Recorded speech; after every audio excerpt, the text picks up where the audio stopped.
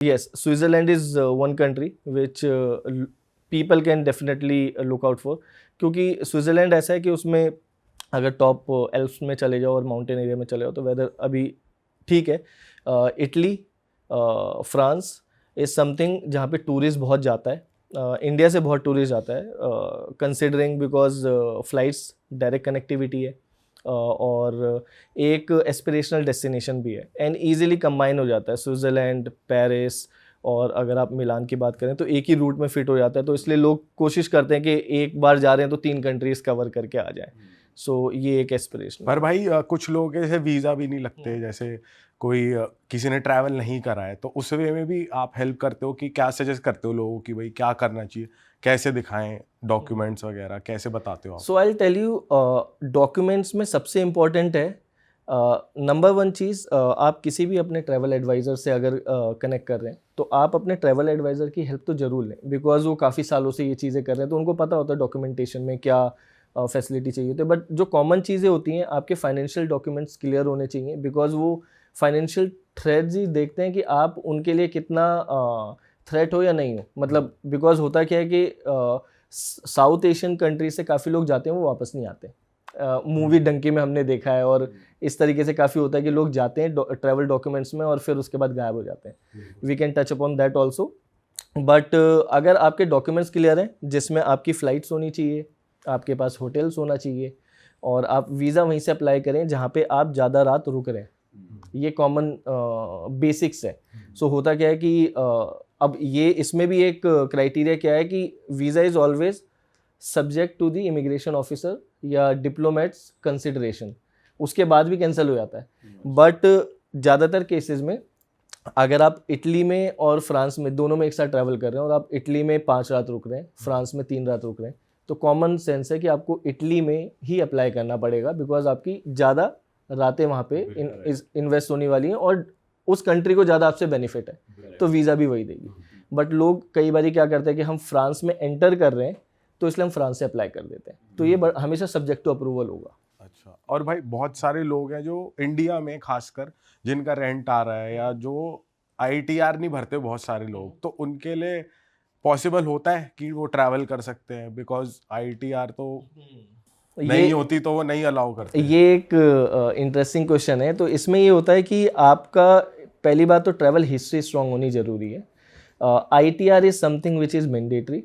अगर आईटीआर नहीं है तो आपको अपना फाइनेंशियल डॉक्यूमेंट सब दिखाना होता है, और उसके बाद में आपको सेल्फ डिक्लेरेशन देना होता है। इट हैज़ टू शोन कि जो भी आपकी प्रॉपर्टीज़ है, इन्वेस्टमेंट है, वो आपके नाम पे ही हो अगर आप अप्लाई कर रहे हैं तो।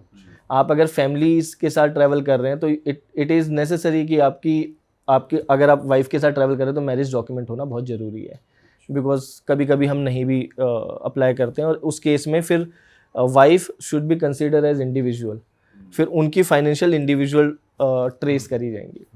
सो ये बहुत कॉमन चीज़ें हैं, बट नंबर वन प्रायोरिटी होनी चाहिए कि आपकी आईटीआर हो अगर आप यूरोपियन कंट्रीज़ या आप यूएस में, कनाडा में अप्लाई कर रहे हैं तो। साउथ ईस्ट एशियन कंट्रीज़ में कोई इशू नहीं है, सीआईएस कंट्री में कोई इशू नहीं होता है। बट अगर आप यूएस कनाडा वाले तो देवे ही ना, अगर आईटीआर ना हो तो होगा ही नहीं, वो देंगे ही नहीं। तो अगर आपके पास है तो आपको दिखानी तो पड़ेगी, तभी आपको लॉन्ग हॉल मिलेगा वीज़ा। भाई थोड़ी हम ये बात करते हैं कि जब हम बुकिंग्स कर रहे हैं तो हम कैसे पैसे सेव कर सकते हैं, क्योंकि कभी कभी फ्लाइट्स एप्पल और एंड्रॉयड पे अलग अलग प्राइस पे आ रही होती है, अलग अलग वेबसाइट्स पे अलग अलग प्राइस पे आ रही होती है, होटल्स का भी सिमिलर है। 2-3 बार आपने देख लिया तो वो ऑटोमेटिक ऐप समझ जाती है और प्राइस बढ़ा देते हैं। तो कुछ हैक्स बताओ कि पैसे कैसे बचें। देखो, हैक्स तो इसमें सिंपल है। सबसे पहले मैं दोनों ही चीज़ों के बारे में बात करूँगा। एक तो आपका ट्रैवल एडवाइज़र जितना स्ट्रांग होगा, जितना अच्छा होगा, आपको उससे बेनिफिट्स बहुत मिलेंगे, because they are working in this category day in day out. So उनको बहुत सारे इनसाइड हैक्स पता होता है। कॉमन सिटीजन के लिए जो अचीवेबल हैक्स हैं वो ये हैं कि आप ऐप्स को कम यूज़ करें, बिकॉज जब आप ऐप डाउनलोड करते हैं सो आप परमिशंस दे देते हैं कि वो आपके सिस्टम को एक्सेस कर सकते हैं। सो एल्गोरिदम उसको एक्सेस करता है, तो उससे आपको पता चल जाता है बेसिक बाइंग हैबिट्स क्या है, किस टाइम पे आप खरीदोगे, वीकेंड्स में खरीदोगे, वीकडे में खरीदोगे, दिन में खरीदोगे, रात में खरीदोगे, उस हिसाब से प्राइसिंग होगा।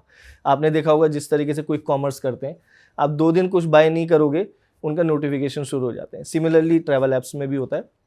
आप रादर देन ऐप्स आप वेबसाइट यूज़ करें, वेबसाइट को यूज़ करें आप इनकॉग्निटो में। The moment you turn that into incognito, so आपकी कुकीज़ ट्रेस होनी बंद हो जाती हैं। ठीक है, सो आप अगर इनकॉग्निटो में करेंगे तो आप डिफरेंस देखेंगे। साइड में आप अपने ऐप में देख लो, आप साइड में नॉर्मल क्रोम में देख लो, और आप इनकॉग्निटो में देख लो, आपको डिफरेंस पता चल जाएगा। मैंने ये लास्ट ईयर एक्सपेरिमेंट करा था खुद के लिए। मैं थाईलैंड गया था, तो मेरे पास बैंकॉक की रिजर्वेशन थी होटल की, एंड मैंने फ़्लाइट कर ली थी। मैंने उसके बाद बैंकॉक से फुकेट जाना था, तो मैंने बुक कुछ भी नहीं करा था, होटल भी बुक नहीं करा था, फ़्लाइट भी नहीं। फ़्लाइट भी मैंने वहीं जाके बुक करी, जिसमें मेरे को ऑन साइट जो वेरिएशन आया था वो मेरा और मेरी वाइफ का पर पैक्स पे मेरे को 4,500 का वेरिएशन आया था। प्लस होटल में जो मेरे को एक होटल है बिल्कुल अपना बीच साइड पे, पटोंग बीच साइड पे। सो पटोंग बीच साइड पे वो होटल बिल्कुल जो नाइट लाइफ है उसके बिल्कुल साथ में ही लगा हुआ है, तो काफ़ी पॉपुलर है। 14-15 हज़ार रुपये का उसका पर नाइट का था, and we have close with breakfast for 5,500 rupees. Now you can imagine. And there are several apps also. कुछ ऐप्स हैं, अगेन हम नाम नहीं लेंगे बिकॉज मैं आपका प्लेटफॉर्म यूज़ नहीं करना चाहता किसी और प्रमोशंस के भाई लिए, हमारा दिल बहुत बड़ा है, जो लोगों के काम आए आप बता दो, कोई दिक्कत बट नहीं एक ऐप है होटल टुनाइट, आप ये चेक कर सकते हैं। अच्छा, तो इस ऐप में क्या होता है कि जो आपकी लेफ्ट ओवर इन्वेंट्री होती है, बट ये ऐप ऐसा है कि मिस एंड हिट वाला है। अगर आप रेगुलर ट्रैवलर हैं and if you want to take a chance then you can take a bet on it. Scam भी हो सकता है इस ऐप पे? सी देखो, स्कैम तो कहीं भी हो सकता है। आप अगर वैसे देखोगे तो स्कैम आपका टूर ऑपरेटर भी कर सकता है, ऑनलाइन वेबसाइट्स भी कर सकते हैं, कोई भी कर सकता है। Once you confirm, you always have a chance. जब आपका रिजर्वेशन आ जाता है, आप होटल को भेज के रिकन्फर्म कर लो कि आपकी बुकिंग उनके पास वैलिडेट है या नहीं है। पर ये कौन कौन सी कंट्रीज में ये ऐप वैलिड है? ये ऐप ऑलमोस्ट 30-32 कंट्री में वैलिड है। और आप इसमें क्या होता है कि जैसे होटल्स हैं, उनको अपनी इन्वेंट्री यूज़ करनी है। अब उनकी inventory 36 hours before the day is coming, so आज की इन्वेंट्री 36 घंटे पहले उनको वो रिलीज़ करके उस ऐप में डाल देंगे, बिकॉज उनको पता है 36 घंटे में हम नहीं सेल कर सकते इतना क्लोजर, बिकॉज अब ऑलमोस्ट 1-1.5 दिन बचा है, तो हम नहीं सेल कर पाएंगे। हमारे पास 100 कमरे, तो 50 इनको दे दो, तो 50 उस ऐप में आ जाते हैं। अब वो ऐप जो है उसके बाद जो आता है वो रैक रेट पे आएगा, बिकॉज वो तो एक तरीके से डेड स्टॉक है ना, वो एक तरीके से क्लियरेंस स्टॉक है, जैसा गारमेंट्स में रिटेल्स में भी होता है। तो वो क्लियरेंस स्टॉक है, वो उस पर अपना 2% मार्कअप रख के बेच देंगे या 5% मार्कअप रख के बेच देंगे। सो आपको रेट इस तरीके से आएगा कि बट इसमें वही वाली बात है कि एक हिट एंड गो वाली बात है कि आपको जो चाहिए वो मिले ना मिले, पर्टिकुलर वही होटल मिले ना मिले, जो उनके इन्वेंट्री में वही मिलेगा। But if you are okay with that you can definitely check out. हाँ, और कुछ लोग ये भी करते हैं कि मैं आपसे ये पूछना चाह रहा था, कुछ लोग ये भी करते हैं कि इंडिविजुअली सब कुछ बुकिंग करा लेते हैं, फ्लाइट की भी, होटल की भी, और एक होता है MMT के या कुछ भी वेबसाइट होती है, इनके पैकेज बने रहते हैं। तो क्या ज़्यादा बेनिफिट रहता है कि क्या चूज़ करे आदमी?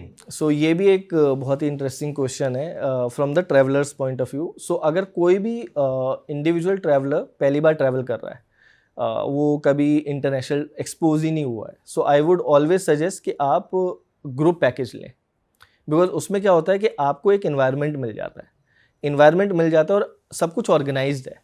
सो आप सिर्फ ऑब्जर्व कर रहे हैं एज ए टूरिस्ट, और वो बहुत सस्ते रेट पे होता है। सो आपके पास एक्सपेरिमेंट करने की बहुत ज़्यादा कॉस्ट भी नहीं है। सो लाइक थाईलैंड का पैकेज आपको 40,000 के अंडर आ जाता है, जिसमें स्टे भी है, मील भी है, फ्लाइट भी है, वीज़ा भी है, नहीं है वीज़ा तो बहुत सारी चीज़ें। सो 30-40,000 is something which people can bet on. अगर आप घूम चुके हैं, सो आई वुड सजेस्ट कि आप फाइंड आउट करें, एक्सपेरिमेंट्स करें। डिफरेंट साइट्स पे हमेशा डिफरेंट डील्स होंगी, बिकॉज होता है क्या है कि एक एयरलाइन है, हो सकता है उसका वर्किंग प्रोडक्टिव रिलेशनशिप आपके साथ बहुत स्ट्रॉन्ग है, तो आपके पास एक्सक्लूसिव डील है। हो सकता है दूसरे एयरलाइंस का आपके साथ है, तो आपके साथ प्रोडक्टिव डील्स ज़्यादा होंगी। सिमिलरली होटल्स का भी होता है कि आपसे ज़्यादा पैसेंजर आते हैं तो मैं आपको ज़्यादा मार्जिन दे दूंगा, तो अब आपके पास मार्जिन है, आप उसमें प्ले अराउंड कर सकते हैं। सो आप हमेशा फाइंड आउट कर सकते हैं। अगेन इनकॉग्निटो में जाके चेक कर सकते हैं, अपने ट्रैवल पार्टनर के पास जाके बात कर सकते हैं, बिकॉज कुछ होटल्स मुझे पता है कि कुछ ट्रैवल पार्टनर के पास इस रेट पे होता है जो कोई ऑनलाइन नहीं बीट कर सकता, because they are producing numbers in lakhs. So अगर आप मालदीव्स की बात करें, मालदीव्स आप ऑनलाइन वर्सेस ऑफलाइन देखोगे तो आपको ऑफलाइन बहुत स्ट्रांग मिल जाएगा। बहुत सारे ट्रैवल एजेंट्स हैं जिनके पास ऑफलाइन बहुत अमेजिंग रेट होगा। If you talk about Thailand, तो थाईलैंड आपको ऑनलाइन बहुत अच्छा मिल जाएगा। सो आपको वो हमेशा वेरी करना पड़ेगा। अगर आप सीजन ट्रैवलर हैं तो you can experiment, try your own.